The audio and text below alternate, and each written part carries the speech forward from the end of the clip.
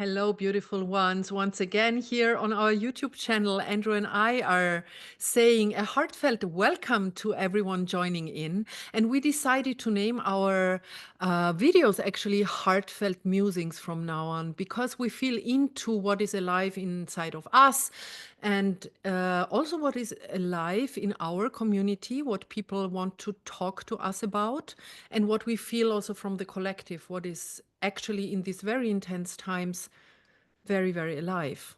Mm.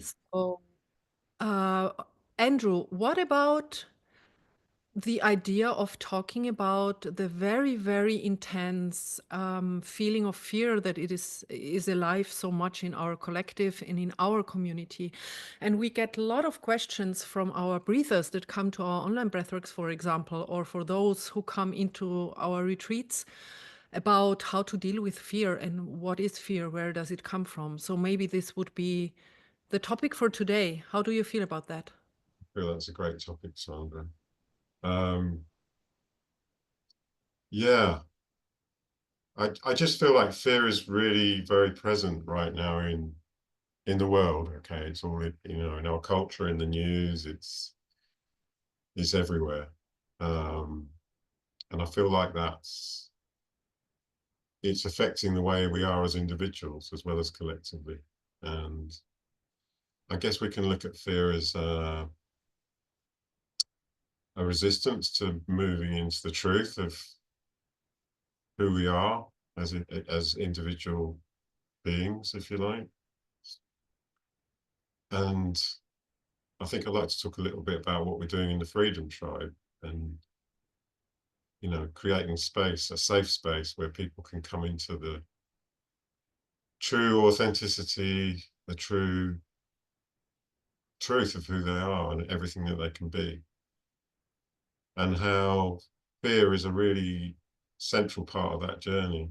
It's like a normal um it's a normal thing to experience when we're going through that process. And a big part of what we're doing is creating a space where people can be with that fear and be with other people that are being with that fear and have that shared experience of going through something difficult, which often involves a feeling of fear in the body, a contraction.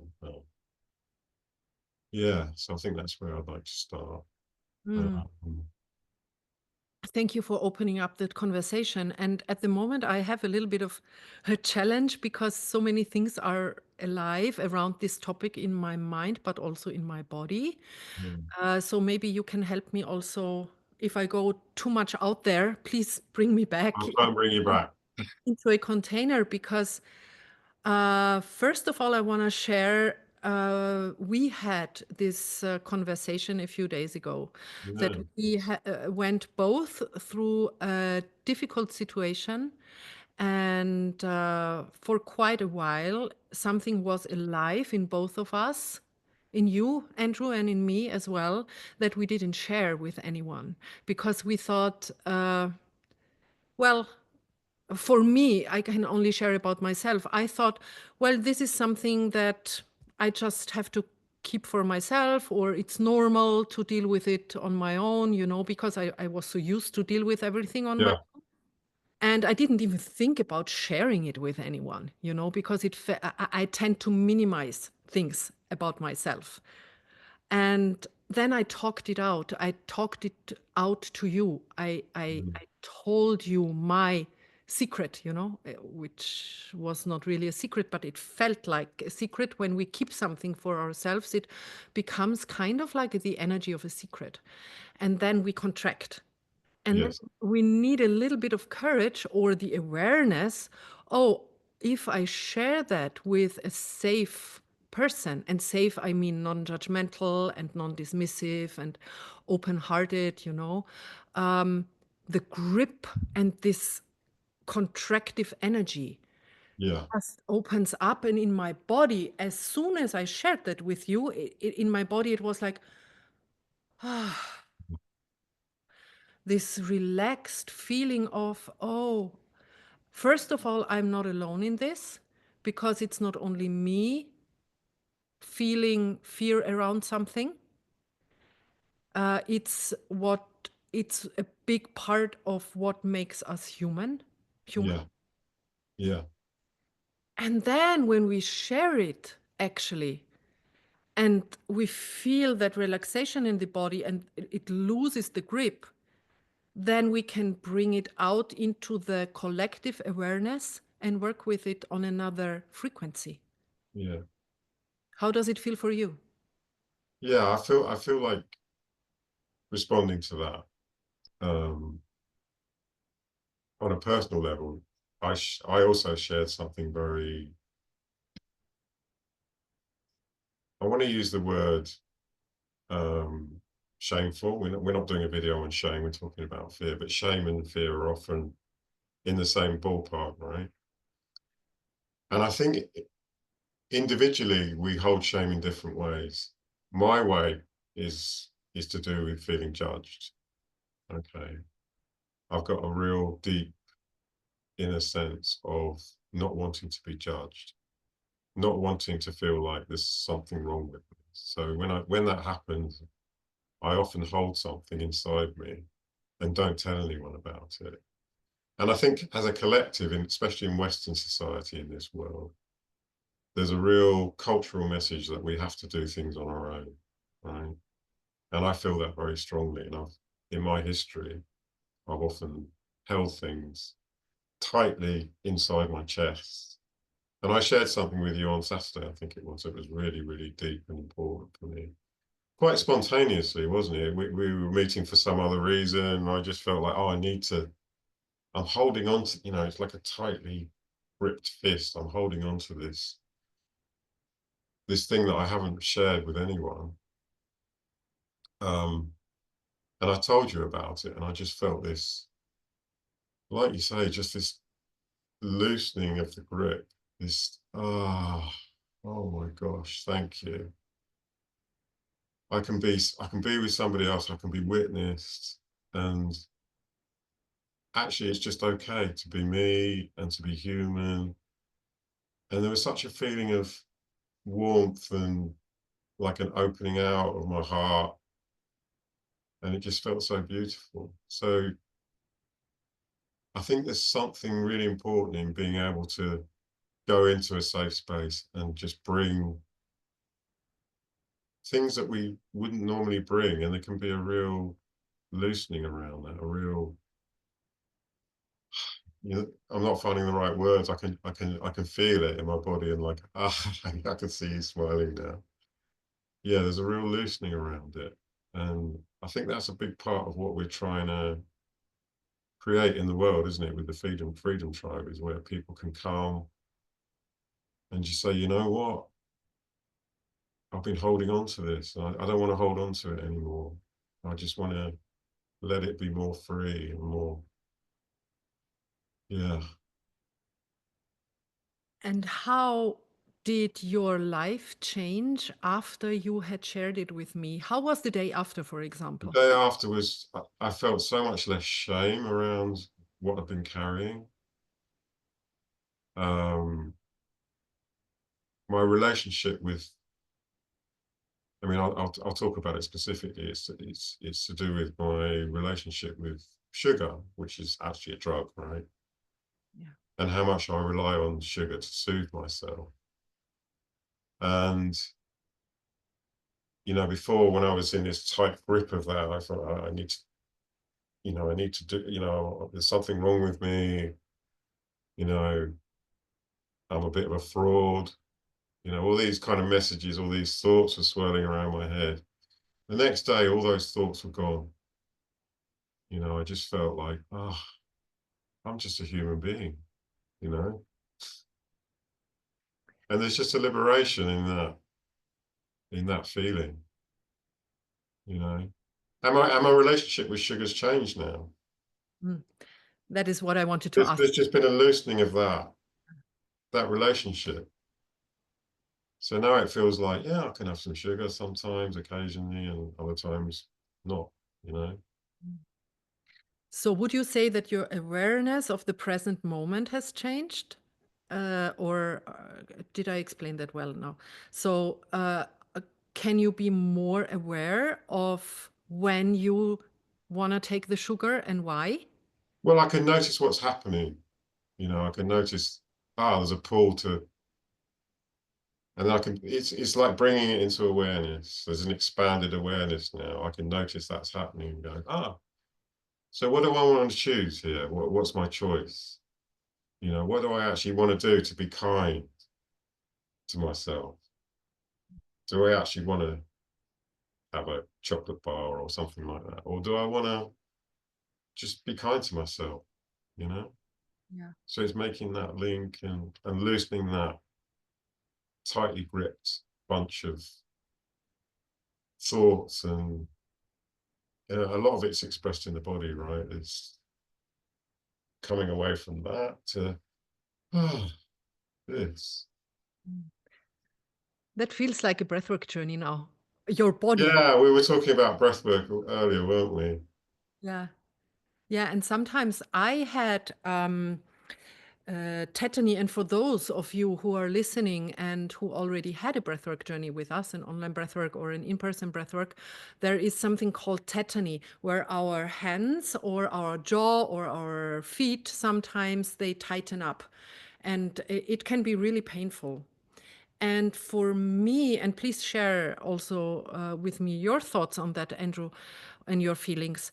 For me, when I had in the beginning of my journey years ago, sometimes this tetany and the tensing up of my jaw, now it became clear, after years, that it was a holding on, that I couldn't speak my truth because there Mm, was a threat out there in my outside world, that I could not speak my truth. Otherwise, I would lose the love, or I was afraid if I speak my truth, I would not be loved and I would be dismissed.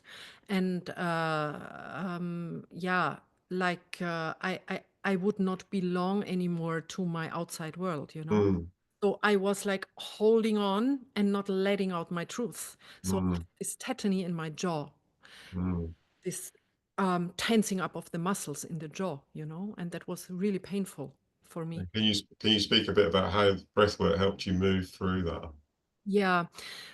So I kept myself reminding of the trust in the breathwork and trust in the breath, not putting too much not not putting too much pressure to understand everything in the moment. That was a real game changer for me, actually, because I'm very excited about life and I want to understand everything. Yeah, yeah.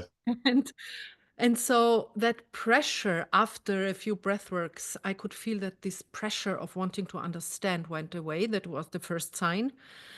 And and then there was this permission that I gave myself to surrender to the pain, actually, and the suffering, and not push the suffering away around the physical pain in my body. Yeah. And then bit after bit, it loosened up. And then months later, I had this realization where it came from, but I needed time to realize where it comes from. Actually, where is the root of my suffering around this specific physical pain? Mm, And it was around not giving myself the permission to speak my truth, mm, and my truth with a capital T. So not my ego truth, what I want and what, the will and the force, but my natural truth that is aligned with natural law, my deep inner truth. yeah. And I couldn't express that. Beautiful. So, yeah. Yeah, thank you, Sandra. Yeah. And I feel like, as responding to that, I want to share, some of my breathwork history, with tetany.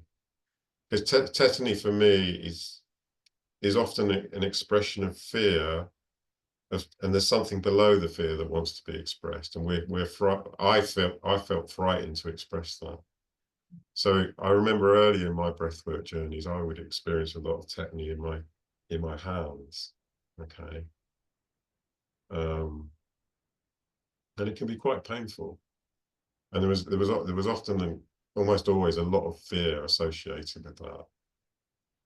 And what I realized as I just moved through it, through that fear, just allowed that fear to be here with me, is that underneath there was a lot of anger that was not allowed to, I was not allowed to express, just particularly when I was a child. Anger was not a permitted emotion in my family for me. And with anger comes a lot of energy and power and, you know, life force, right? And I hadn't been allowed to have that life force. And so moving through that feeling of fear and that, which was held as tetany in my body, I was able to access that anger and really, really express it very, very strongly in a very held and safe way. Um, and really, for the first time, I could feel, you know, my own strength as a human being, as a man, moving through my body. Really, it felt like for the first time, you know, and it was just, yeah, it was just so liberating, Sandra. So beautiful. And the freedom that comes with it, right? Absolute freedom. Yeah, of this expression, that natural expression that, Natural expression of energy, you know, because we're talking about energy, aren't we? yeah. Yeah. And also this wildness of us, This this, this animal part of ourselves, right? Which is in all of us. and what gets a lot dismissed in our culture, I find more and more, Mm. this animal body that has so much primal wisdom Yeah. and that is suppressed because we are not allowed to express ourselves as a child and we are not allowed to express ourselves in our truth. And what came up through your share was also, yeah, you expressed this anger in a safe way, which means not against someone else.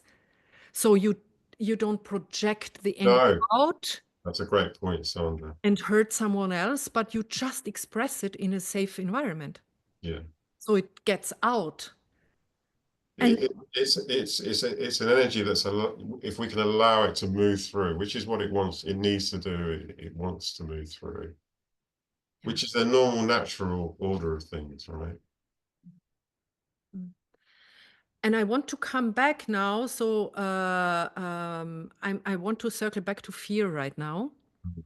if that is okay for you, because fear actually is a paradox for me, for the mind, for the linear, logical mind of us as a human collective.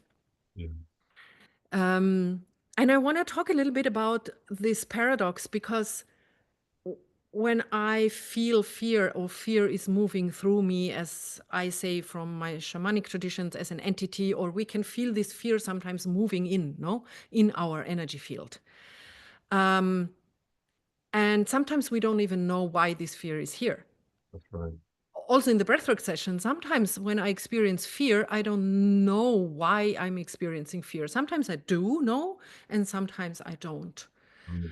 Um, and the same thing in day-to-day life. Sometimes fear shows up that gets maybe triggered by some by some mirror, by someone else, or by some situation. And this is one side of the fear. It's the human linear time expression of fear that is absolutely human and it's a part of all of us. There is Yeah. not one human being that has not experienced fear or is not experiencing fear or anxiety around fear. Yeah.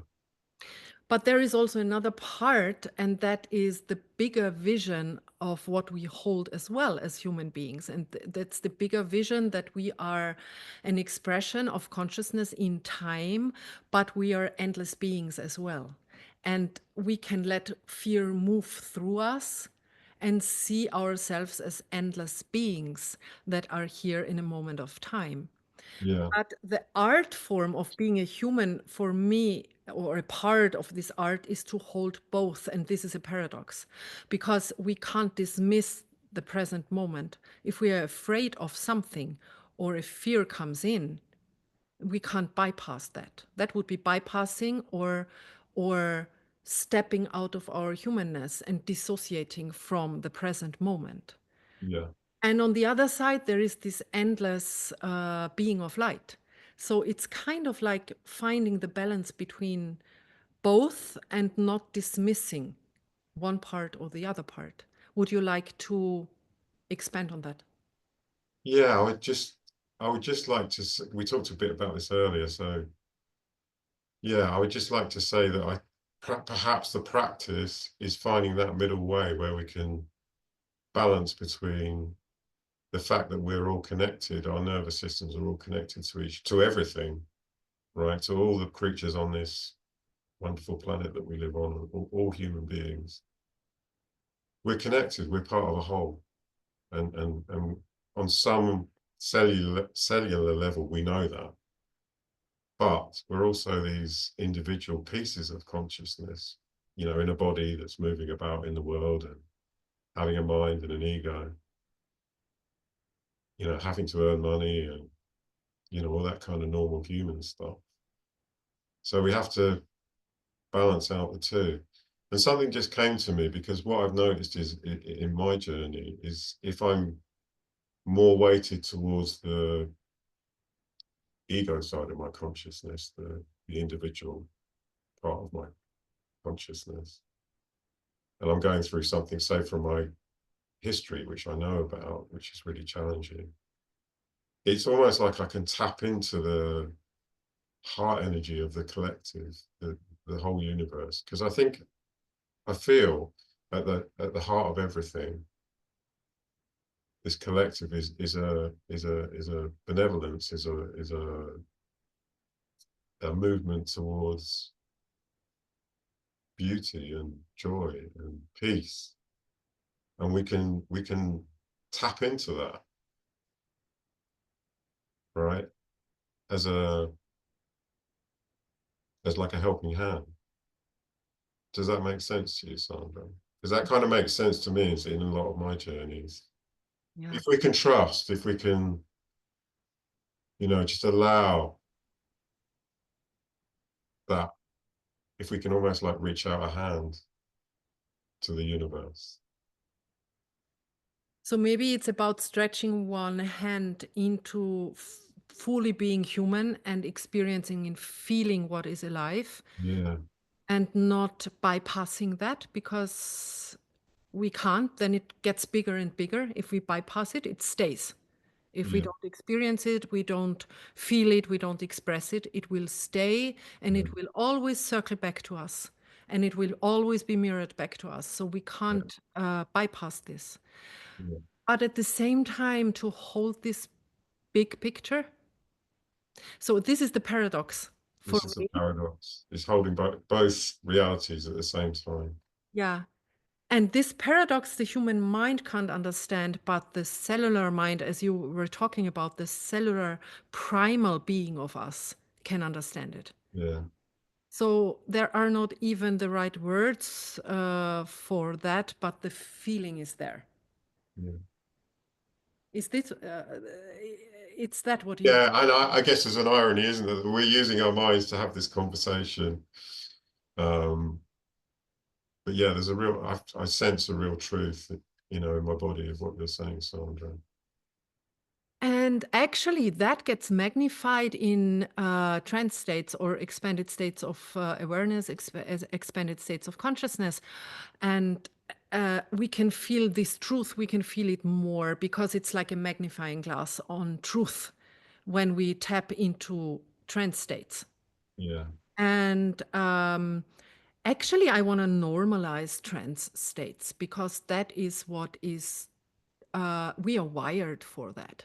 mm, Because we are wired to experience this paradox of life as humans, to hold both ends and to move in between and to balance it out and to find more and more the middle way. As you were talking before we hopped onto the call, you were talking about the Buddhic plane and the Buddhic vision middle way, right? of the middle way. Yeah. I find there is, I find this parallel to this Buddhic walking the middle way between those two parts of life, Yeah. the vision and the real human present moment, Yeah. and the permission to be both. Yeah. And I just want to say, it's just come into my awareness that I think as a human race, we've found ourselves out of balance where we've moved too much to one side and not enough to the, the collective side, the non-dual side, the awareness that we are actually, we're all one, okay, in love. That's a truth that we've lost sight of. Okay, so by doing our own individual work, we can bring that balance back to that middle path. Yeah. It's beautiful work. Yeah. And on the other hand, there are many spiritual New Age visions around only holding the bigger vision and the joy and the love, and let's just go there by dismissing the humanness and the grief and the anger and the expression of all of that, which is so incredibly important because it's not truth if we dismiss that. We are not living in truth if we dismiss these energies. Yeah, and I actually just raised an important point, and I don't know if it's within the scope of this chat, but it is now.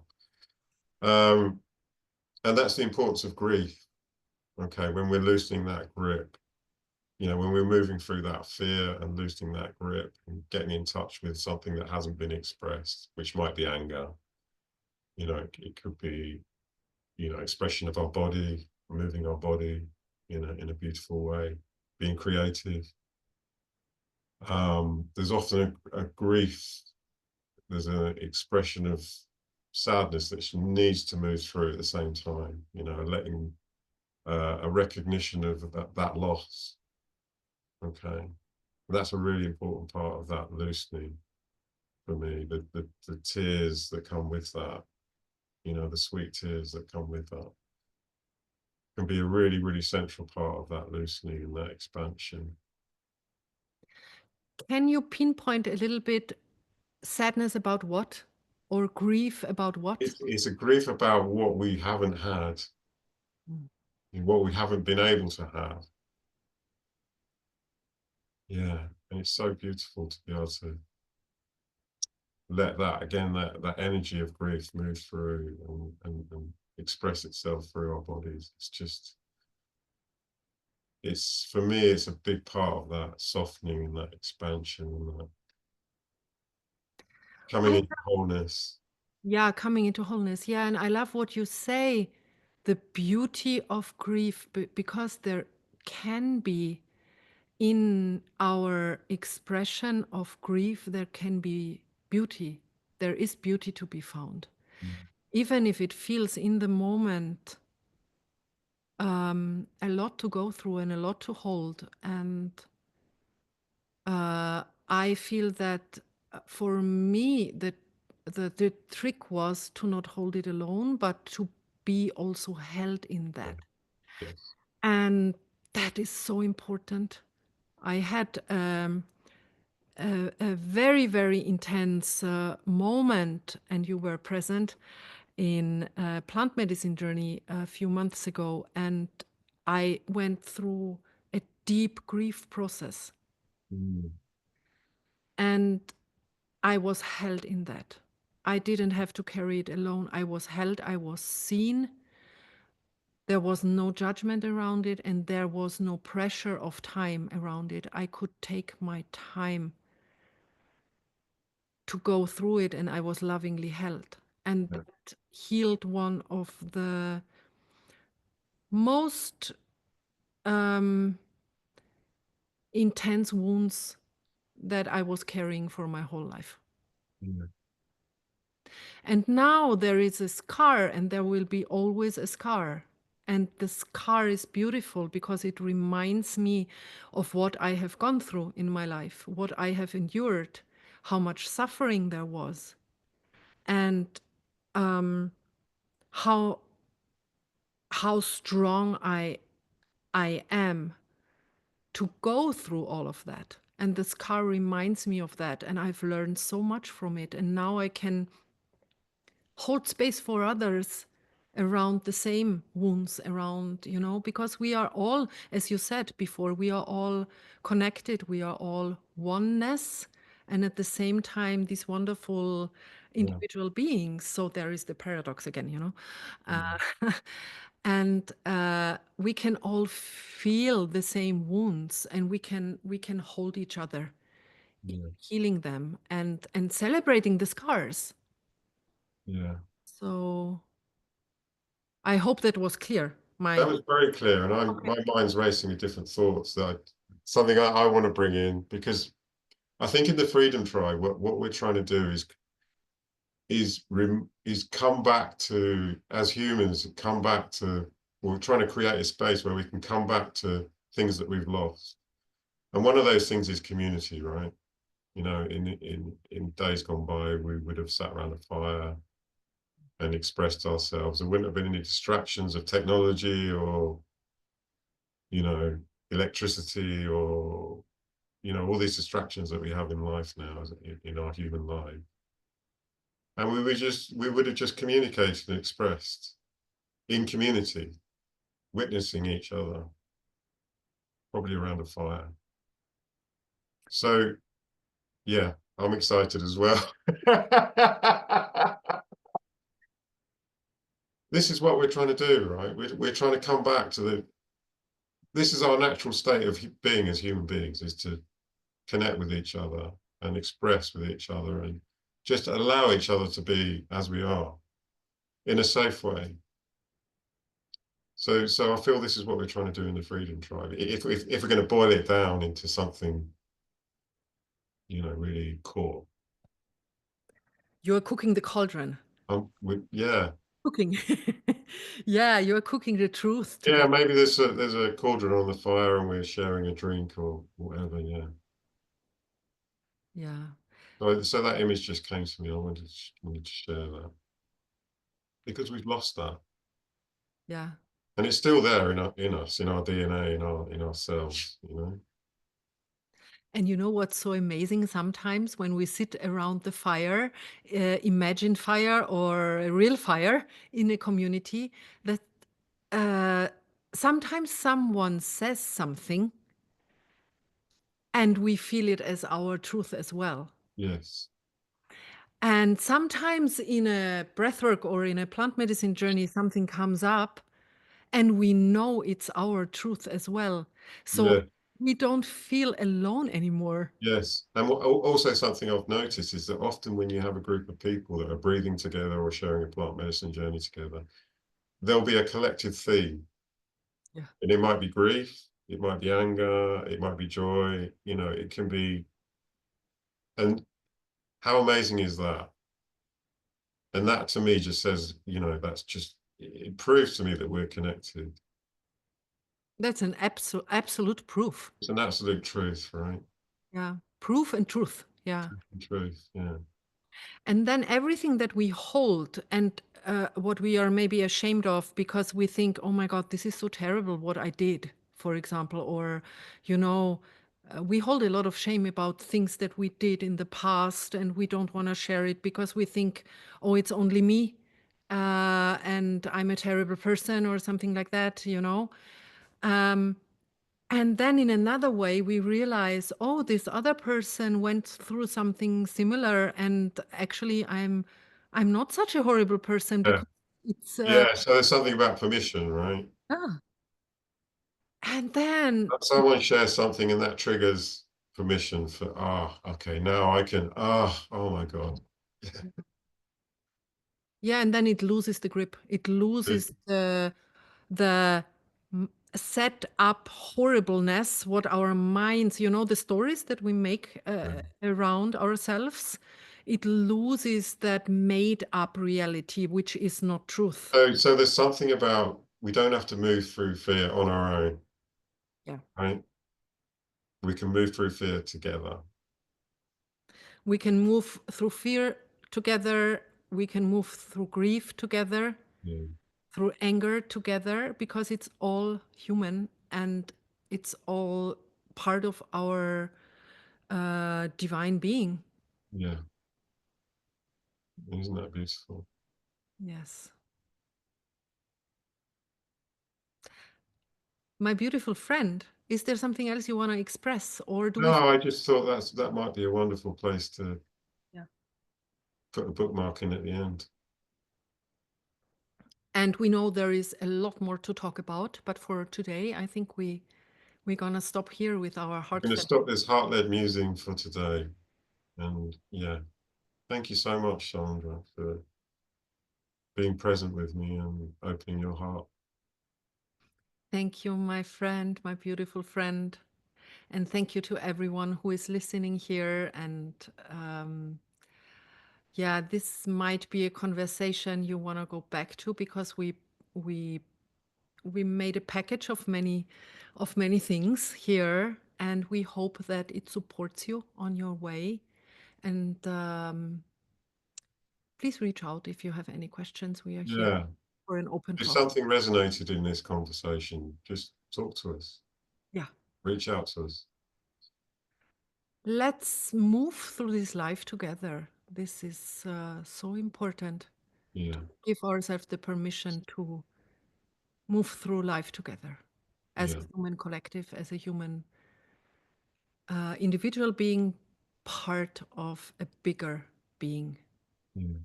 Thank you so much. Thank you. Thank See you, you. everyone. Thank you very much. See you soon.